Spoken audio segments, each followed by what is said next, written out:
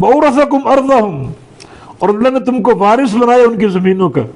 بنو قریظہ اتنا بڑا قبیلہ، اتنی ان کی شان و شوکت، وہاں تم قدم رکھنے کی طاقت نہ رکھتے تھے، اور آج اللہ نے بالکل کایا پلٹ دی، تم کو وراثت دی ان کی زمینوں کی، وہ دیارم اور ان کے گھروں کی، وہ مالم اور ان کے مالوں کی، ان کے سارے اموال، مال مویشی، ان کے باغات، ان کی کھیتیاں، ان کے گھر، ان کی زمینیں، سب کا تم کو مالک بنا دیا.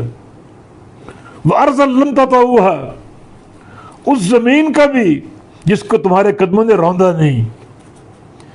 یا تو بنو قریظہ کی زمین ہی، یعنی اتنی وہ شان و شوکت والے تھے کہ وہاں جانے کی تم میں ہمت اور قوت نہ تھی، تمہارے قدم اس کو رون نہ سکے، اور آج اللہ نے اس ساری زمین کو تمہاری ملکیت میں دے دیا. یا پھر اس سے مراد آئندہ کی فتوحات ہے، یعنی اس کے بعد جنگ خیبر کی زمینیں مل گئیں، پھر فتح مکہ ہوا، مکہ بھی آ گیا، آگے چل کر فتوحات پھیلتی گئیں، جنگ تبوک، جنگ حنین، اور پھر قیصر و کسریٰ، سرزمین فارس، سرزمین روم. اللہ نے ان ساری زمینوں کو تمہاری ملکیت میں دے دیا، تمہارے قدموں نے ان کو روندا نہیں تھا، اللہ نے تمہاری ملکیت میں ساری چیزیں عطا فرما دی. وَكَانَ اللَّهُ عَلَىٰ كُلِّ شَيْءٍ قَدِيرًا، اللہ ہر شے پر قدرت رکھنے والا ہے، ہر شے پر قادر.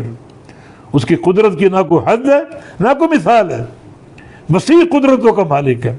اب دیکھو حالات کیا تھے ظاہری، اور اللہ نے کیا کایا پلٹی، کیا ان کا لشکر جرار مدینے میں آ رہا ہے اینٹ سین بجانے کے لیے، ایک قتل و غارت کے لیے اور مسلمانوں کو قتل کرنے کے لیے.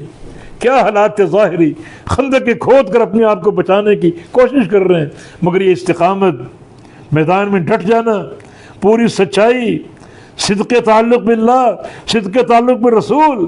اللہ نے پھر کیسے حالات بدلے، ساری زمینیں حاصل ہو گئیں، کفار دم دما کر بھاگ گئے، اور آگے کی فتوحات کا راستہ اللہ نے کھول دیا.